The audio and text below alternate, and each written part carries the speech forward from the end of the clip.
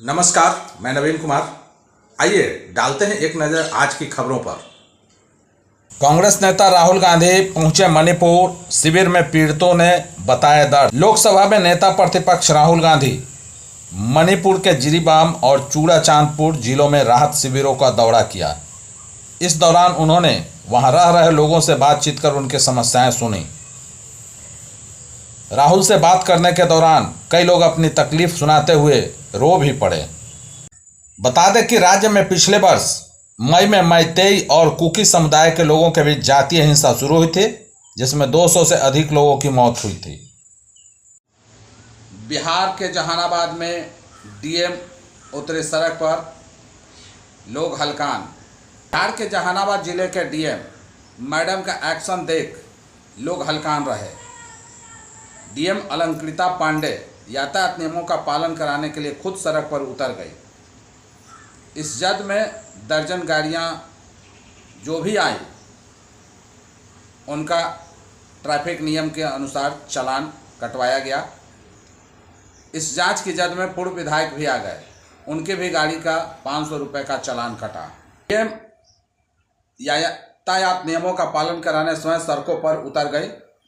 शहर के अंबेडकर चौक से लेकर स्टेशन चौक तक कई जगहों पर बाइक व कार जीप को रोककर जांच की।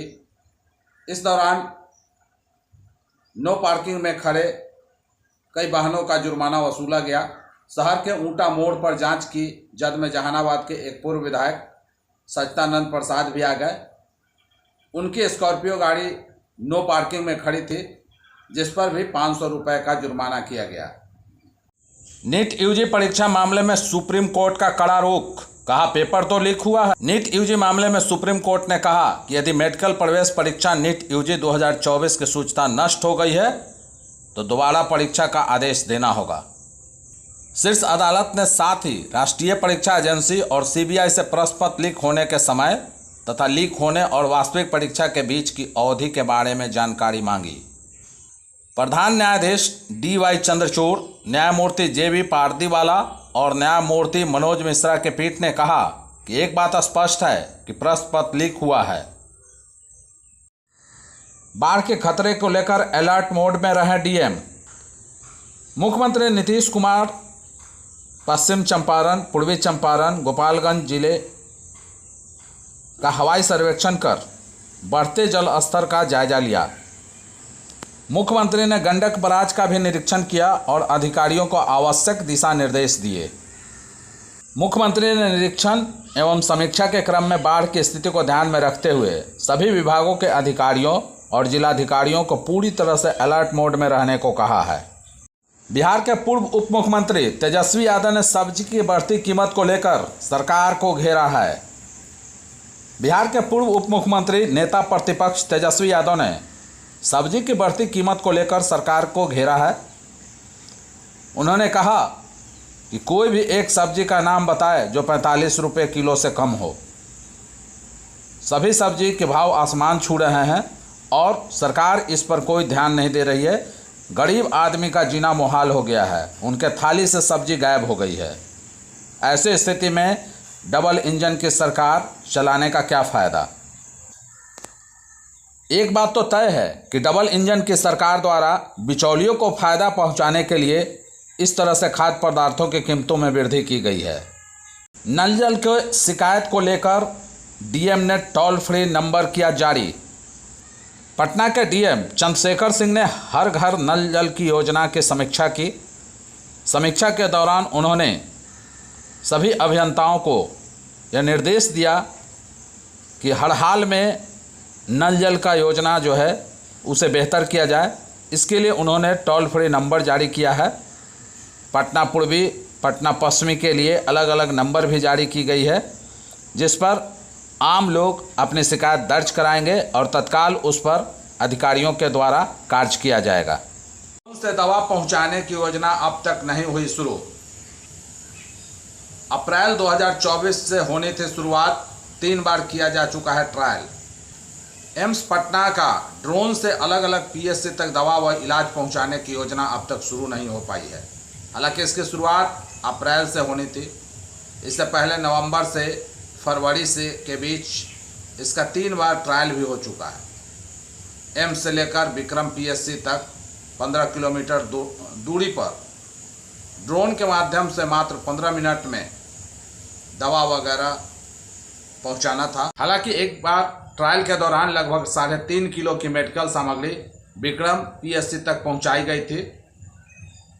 इस योजना का उद्देश्य था कि आपात स्थिति में विशेषज्ञ चिकित्सकों का सुझाव, एम्स से जांच रिपोर्ट और आपातकालीन दवाइयों की आपूर्ति तत्काल प्राथमिक स्वास्थ्य केंद्रों तक हो सके। बिहार के सरकारी स्कूलों की निगरानी को लेकर बनी त्रिस्तरीय व्यवस्था। बिहार के स्कूलों में पठन पाठन, शिक्षकों, बच्चों की उपस्थिति और उपलब्ध सुविधाओं की निगरानी को लेकर 3 स्तरीय व्यवस्था बनी है। मकसद यही है कि बच्चों को गुणवत्तापूर्ण शिक्षा मिले और साफ सुथरे माहौल में वे पढ़ाई करें। इसके अंतर्गत जिलों में कार्यरत पदाधिकारी स्कूलों में नियमित रूप से करेंगे निरीक्षण। भाजपा नेताओं ने लगाया मां के नाम पर पौधा। बता दें कि पटना जिला के मनेर में ब्रजनंदन नगर कोठी पर भाजपा नेताओं ने प्रधानमंत्री नरेंद्र मोदी के आह्वान पर मां के नाम पर पौधा लगाया। भाजपा के वरिष्ठ नेता गोपाल सिंह के नेतृत्व में पौधारोपण अभियान किया गया। इस अवसर पर भाजपा नेता शिवनंदन सिंह, मनोज शर्मा, रामबाबू राय सहित कई लोगों ने दर्जनों पौधे लगाए। इस दौरान भाजपा के वरिष्ठ नेता ने कहा कि प्रधानमंत्री नरेंद्र मोदी के द्वारा जो यह कार्यक्रम की शुरुआत की गई है, मां के नाम पर एक पौधा लगाने की बेहतर शुरुआत की गई है। इससे आसपास के इलाके में पर्यावरण जो है सुरक्षित रहेगा। प्रधानमंत्री के इस पहल पर पर्यावरण प्रदूषण पर रोक लगेगी और आम लोग अपने आप को और बेहतर महसूस कर सकेंगे। पटना जिला के मनेर में जाम से लोग कर रहे हैं त्राहिमाम। हालांकि हर बार पुलिस प्रशासन प्रतिनिधियों के द्वारा ये दावा किया जाता है कि आम लोगों को जाम से निजात दिलाई जाएगी। इसे लेकर बैठक में भी मुद्दा उठते रहती है, लेकिन कोई फायदा नहीं। लोग अब देख रहे हैं कि कब मिलेगी जाम से हमें निजात। हालांकि कोई सुनने वाला नहीं है, चाहे अधिकारी हो, प्रशासन के लोग हों, और थाना के ठीक सामने आए दिन इस रास्ते से प्रशासनिक पदाधिकारी सभी गुजरते हैं, लेकिन कोई फर्क नहीं पड़ता है। जिस तरह से अतिक्रमण किया गया है फुटपाथी दुकानदारों के द्वारा और अन्य जो ठेला चालक हैं सभी लोग, और ऑटो स्टैंड तो बना दिया गया है राजमार्ग पर, हाई स्कूल और थाना के सामने। निश्चित तौर पर कहीं ना कहीं इसमें खेला भी होता है। आखिर क्या वजह है कि आज तक बरसों से जो मामला चला आ रहा है ये जाम का, इसे लेकर लोग कई दरवाजा को खटखटाए, लेकिन कोई दरवाज़ा जो है खटखटाया गया, कहीं कोई सुनवाई नहीं हुई है। आम लोग आज भी त्राहिमाम कर रहे हैं।